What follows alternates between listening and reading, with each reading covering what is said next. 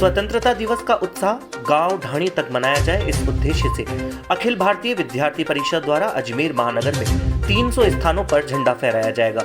ABVP के राष्ट्रीय भवन पर आयोजित इस कार्यक्रम की जानकारी देने के लिए आज हाथीभाटा स्थित कार्यालय पर प्रेस वार्ता का आयोजन किया गया।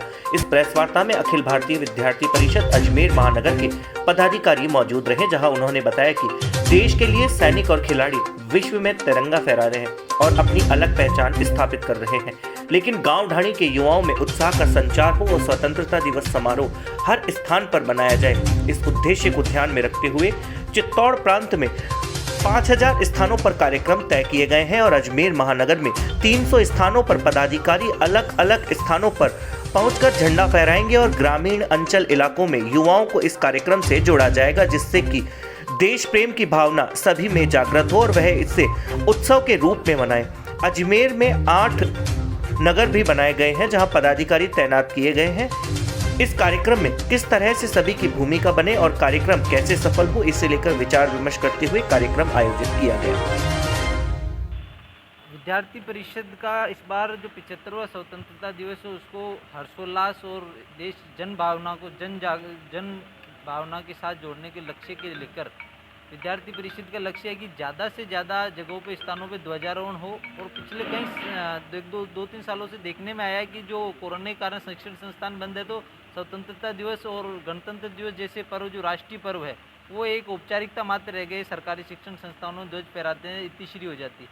परंतु विद्यार्थी परिषद ने निर्णय लिया कि इस वर्ष 75वां स्वतंत्रता दिवस हर गली, हर गांव, हर ढाणी और हर व्यावसायिक प्रतिष्ठान है जहां हर जगह जो लोग हैं वो उसको ध्वजारोहण करे और उसको सेलिब्रेट करे। इस उद्देश्य के साथ विद्यार्थी परिषद अजमेर महानगर में पूरे 300 से ज़्यादा जगहों पर ध्वजारोहण करेगी। इसके लिए घटनायकों की हमने घटनायक जो हर अपने नगर के हिसाब से घटनायक बनाए हैं, वो उन घटनायकों को हम ध्वज उपलब्ध कराएंगे और वो घटनायक अपने अपने क्षेत्र में, अपने अपने नगर में वहाँ के जो प्रबुद्ध लोग हैं बच्चों के साथ मिलकर ध्वजारोहण करेंगे। इसका मुख्य उद्देश्य ये है कि जिस ध्वज के लिए, जिस तिरंगे के लिए असंख्य सेनानियों ने कुर्बानियाँ दी और जिसके लिए तीनों सेनाएं, जिसके मान रखने के लिए तीनों सेनाएं हमेशा चौकस रहती है, तो बतौर नागरिक हम सबकी जिम्मेदारी है कि हमारे जो स्वतंत्रता दिवस का उत्सव है उसको बड़े हर्षोल्लास से और जोश के साथ बनाएं। युवा पीढ़ी भी इसको बिल्कुल सोशल मीडिया पे सेलिब्रेट न करते हुए धरातल पे भी इसको करे, इसको ध्वज फहराए और देशभक्ति की भावना से ओतप्रोत होकर इसको पर्व को बनाए।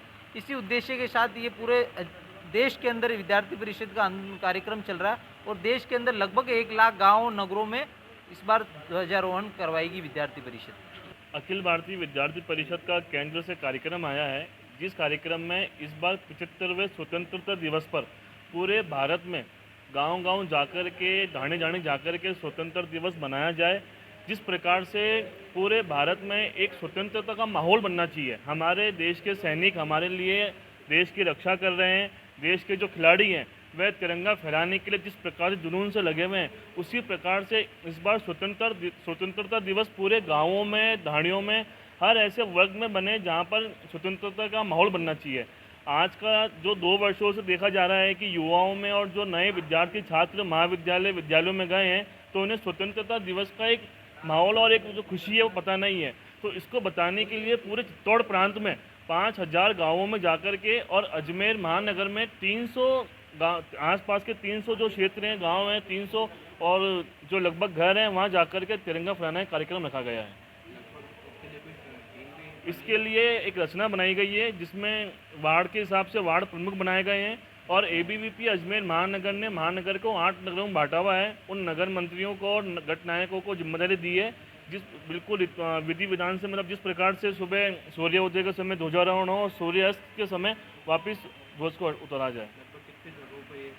अजमेर महानगर में लगभग 300 स्थानों पर कार्यक्रम किया जाएगा। मेहुल गर्ग, प्रदेश समिति। खबर की हो सत्यता, हो या खबर की अनकही दास्तां, होगी सच्चाई की वापसी।